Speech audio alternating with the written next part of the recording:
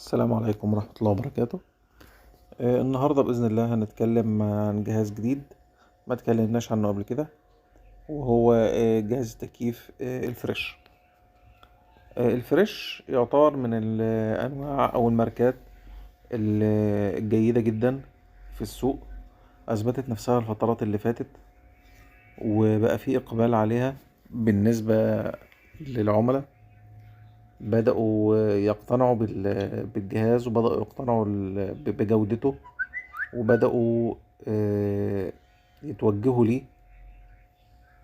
وده طبعا مش من فراغ، ده بناء عن تجارب كتير للعملاء. طيب، التكييف الفريش فيه مميزات كتير، احنا هنتطرق ليها ونتكلم عنها، وهنعرفكم بالظبط ايه هي مميزاته، ايه هي عيوبه، ايه المكونات، الانواع، لان الفريش مش نوع واحد. طيب، الجهاز الفريش مميزاته مبدئيا في خاصية التربو، وفي خاصية البلازما، في خاصية التتبع، وفي خاصية التشغيل الاقتصادي عند النوم. الجهاز بيشتغل بفريون صديق للبيئة، وبيشتغل على أقل ضغط للكهرباء. الوحدة الخارجية بتاعته مقاومة للتآكل، وبيدعم خاصية الدراي أو التشغيل الجاف. صوته هادي إلى حد ما.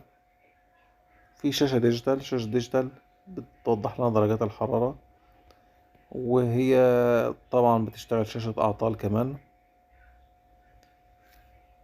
هناخد الحاجات اللي احنا قلناها دي واحدة واحدة.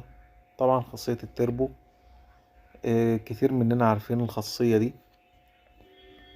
خاصية التربو هي خاصية التبريد السريع، اللي بتقوم بعمل تبريد سريع جدا للمكان أو للغرفة اللي فيها الجهاز في أسرع وأقل وقت ممكن. يعني ممكن نقول في خلال دقايق معدودة نقدر نحس بشغل الجهاز في الحيز المراد تبريده، أو في الغرفة أو في المكان اللي راكب فيه الجهاز. دي بالنسبة لخاصية التربو. طيب، خاصية البلازما. خاصية البلازما من أهم الخاصيات اللي بتبقى موجودة في جهاز التكييف، وما عادش فيه غنى عنها. خاصية البلازما بتقوم بالقضاء على البكتيريا لو في فيروسات متواجدة في الغرفة مثلا، روايح كريهة، روايح مش عايزين نشمها، مثلا دخان سجاير على سبيل المثال. طبعا خاصية البلازما ما بتلغي الكلام ده كله، بتخلي هوا المكان هوا منعش وصحي ونضيف. دي خاصية البلازما. طيب، هنتكلم عن خاصية التتبع. خاصية التتبع في الجهاز الفريش هي وظيفة حلوة جدا، وبرضو العملاء بيحتاجوها والمستخدمين بيحتاجوها. طيب، نقول خاصية التتبع بتعمل ايه؟ خاصية التتبع بتقوم بقياس درجة الحرارة المحيطة بالريموت. خاصية التتبع بتقيس درجة الحرارة المحيطة بالريموت. بمعنى تاني، بتعرف مكان تواجد المستخدمين للجهاز في الغرفة فين، وبتقوم بإرسال أماكن التواجد دي لجهاز التكييف. جهاز التكييف بدوره بيظبط أفضل درجة حرارة للأماكن اللي موجود فيها المستخدمين بالظبط. يعني هنفترض لو في 3-4 قاعدين في الأوضة، طبعا الموضوع ده بيشتغل عن طريق حساس في الريموت ذات نفسه بتاع الجهاز. هنفترض مثلا ان في 3 4 تنفار قاعدين في الأوضة. الخاصية دي بتبقى عبارة عن سنسور موجود في الجهاز، بيبدأ يبعت إشارات لجهاز التكييف إن في ناس موجودين في الأوضة في المكان ده وده وده. جهاز التكييف بدوره بيبدأ يظبط درجات الحرارة علشان شغل التكييف يبقى ظاهر للناس ده، يحسوا إن في تكييف في المكان، يحسوا بدرجة البرودة في المكان. هي دي خاصية التتبع. طبعا دي خاصية مهمة جدا وخاصية كويسة جدا جدا جدا. طيب في خاصية تانية اللي هي خاصية التشغيل الاقتصادي وقت النوم. دي بتوفر أكبر قدر من الطاقة وبتظبط درجة الحرارة بتاعت الجهاز علشان تناسب الإنسان اللي نايم في الغرفة مثلا. يعني ما يبقاش مثلا الإنسان نايم وهو الجهاز شغال مثلا على 18 أو على 19، طبعا اللي نايم هيبقى بردان. لكن خاصية التشغيل الاقتصادي بتظبط الحكاية دي بحيث إن درجة حرارة الهواء اللي خارج من الجهاز تبقى مناسبة جدا لدرجة حرارة جسم الإنسان وهو نايم. في خاصية كمان أو في حاجة كمان هنتكلم عنها، اللي هي إيه؟ اللي هي إن الجهاز يعتبر صديق للبيئة. يعني إيه صديق للبيئة؟ الفترات اللي فاتت أو السنين اللي فاتت قبل ما يظهر نوع الفريون 410 كانت أجهزة التكييف بتشتغل بفريون 22. فريون 22 ما كانش صديق للبيئة أو كان بيأثر على طبقة الأوزون. من كام سنة لما قالوا لي في فريون 410، فريون 410 ده ما بيتسببش في ثقب طبقة الأوزون، فريون صديق للبيئة. فريون التبريد بتاعه في نفس الوقت تبريد كويس، يعني يعتبر إلى حد ما من ناحية التبريد مفيش فرق بينه وبين ال 22، بل ممكن يكون أفضل في بعض الحالات. وفي نفس الوقت هو صديق للبيئة ما بيأثرش على طبقة الأوزون. طبعا دي حاجة مهمة. في حاجة كمان بالنسبة لجهاز التكييف الفريش. جهاز التكييف الفريش بيعمل أو بيشتغل بأقل ضغط للكهرباء. يعني على سبيل المثال لو الكهرباء 180 185 190 الجهاز هيشتغل ومفيش أي مشاكل. يعني الموضوع ده مش هيأثر على شغله إلى حد ما، الموضوع مش هيأثر على شغله إلى حد ما. لكن أقل من كده أكيد طبعا هيبقى فيه تأثير على شغل الجهاز، وأنا كده يعتبر بحمل على الجهاز.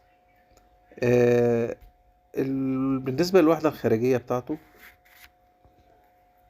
خامات التصنيع بتاعتها مقاومة للتآكل، بتتحمل الظروف الجوية وبتتحمل درجة الحرارة العالية، أمطار، تراب، لا هوا، ما فيش منها مشاكل.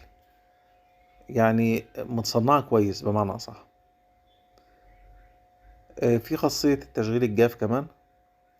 خاصية التشغيل الجاف أو نازع الرطوبة أو الدراي. الخاصية دي بتخلي لنا الجو اللي احنا قاعدين فيه أو جو الغرفة اللي فيها جهاز التكييف ده بيبقى منزوع الرطوبة،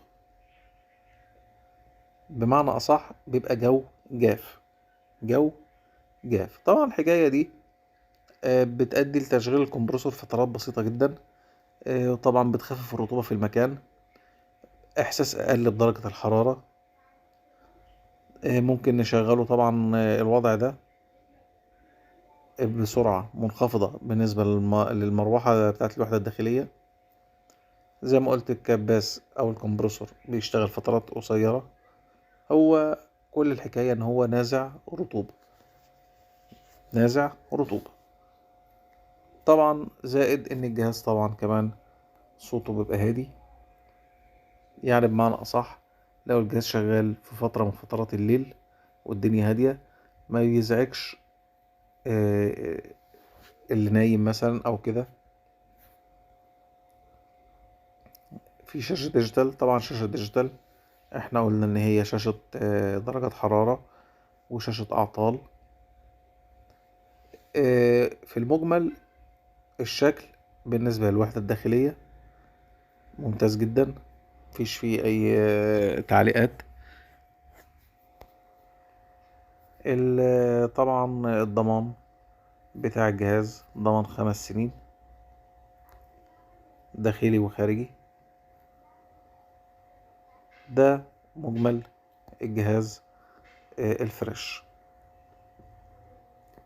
طبعا كل جهاز في الدنيا له عيوب وله مميزات.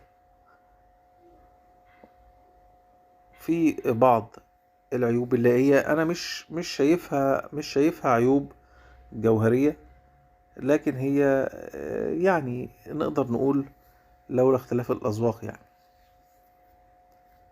في بيقولوا ان الجهاز ده، بعض العملاء بيقولوا ان الجهاز استهلاك الكهرباء بتاعه عالي.